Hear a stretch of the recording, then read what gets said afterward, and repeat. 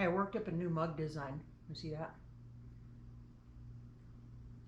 If you see me with this mug, off you flock until I'm done drinking it. If you know, you know.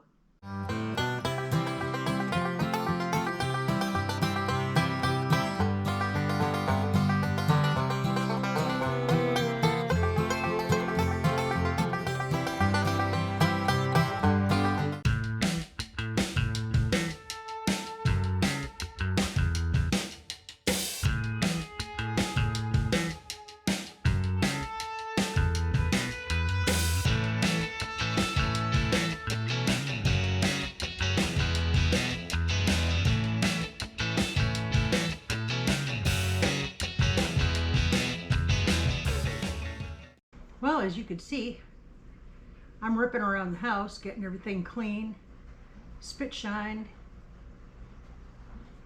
because we have a big storm coming in. Last year, we had a little bit of ice, not anything to speak of. Yes, last year was kind of a one-off year. I was notified bright and early this morning that we are under a winter storm watch. And that's going to get ramped up to a warning, probably tomorrow afternoon.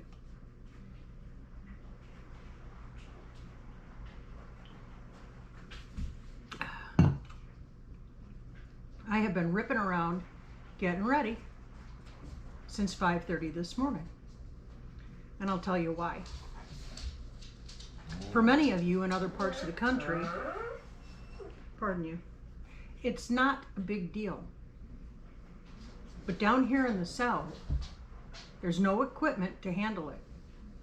There's no salting of roads, which is great for not having rust on the vehicles. There's no pre-treatment for ice. There's no nothing. Snow plows are few and far between. It happens most every year, but because the equipment is so costly to upkeep, they just don't do it. So this is technically an extreme winter weather event coming in on us because, as anybody around here can attest, if the mayor in another town expels gas a little too loudly, we lose power. So with 7+ inches of heavy snow coming in on us, then frigid cold right behind us, we're going to have ice, heavy snow. That can be catastrophic. Doesn't seem like a lot for many of you, and I get it. I mean, we're used to the land of many feet of snow. Here, it's a whole nother animal. It just drives me mashugana when I hear people say, "Oh yeah, I'm from North Dakota. I'm used to this." No, you're not. No, you're not. When you come south and we have a winter weather, an event like this coming in later this week, yeah, no, you don't know how to handle it because it's a completely different bird. It's like trying to drive on your favorite ice fishing lake with just that little skiff of snow on top and trying to brake. Nothing's stopping you. You're just going to go out of control. And that's what happens. On the homestead, on the home, in the house, wherever you might be during something like this, even in an apartment, there are certain things you need to do to be prepared. Get ready. For me, I'm going to be doing some baking today, and I'm going to prep some meals that I can wrap in aluminum foil or throw on a baking sheet and put on our alternate heat source. High protein stuff, beans, beef. Think of all the good stuff. So yeah, also I'm running around and I'm doing all the laundry. Nobody wants to live in a dirty house. When you don't have electricity and your nerves are already shot, don't make it harder on yourself. And this is, I'm preaching to myself, y'all. I'm preaching to myself.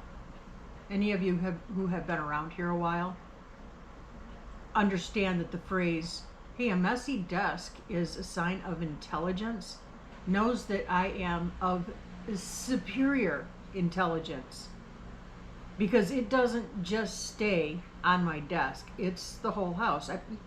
You ought to see it. It's a wreck right now, but I'm making headway. I'm making good headway this morning.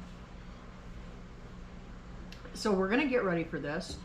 We're going to gas up the vehicle. I've got water catchment containment things. They're 30 gallons a piece, and I'm going to fill those both up and have them in the house. I don't know how long we're going to be without power, and when we don't have power, we don't have water. I've got a pond and I've got a well. I've got a generator. Not everybody is in that position. So please, stock up on what you're going to need. You know, have your drinking water, maybe get a case of water, but also fill up whatever empty jugs you have around so that you can at least flush the toilet. There you go. You don't want to deal with that either.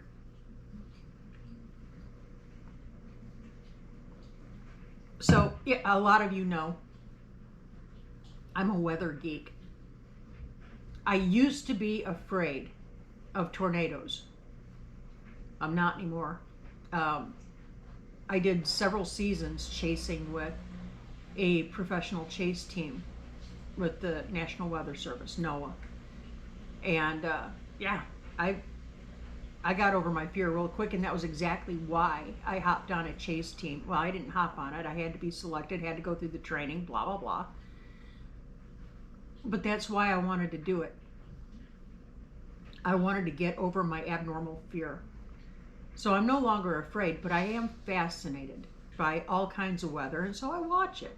And when you live out in the middle of nowhere like we do, you need to know what's coming at you so that you can be prepared accordingly, right? So that's what we're doing. I'm going to make my world famous to 2 old men and a coon dog hamburger buns today. I'm going to make a bunch of burritos and just have those wrapped up and ready to go. I'm going to get my water situated. I got to think about not only us, but maybe my neighbors are going to be in a hard way, right? I've got three neighbors, and maybe they're not as set as we are. So I always have extra aside for whoever might need it. I have to watch out for all of our animals. They need to keep drinking. They need to keep eating. They need to keep doing all their things. It's my responsibility. Well, ours. I mean, Joel is big time hands-on.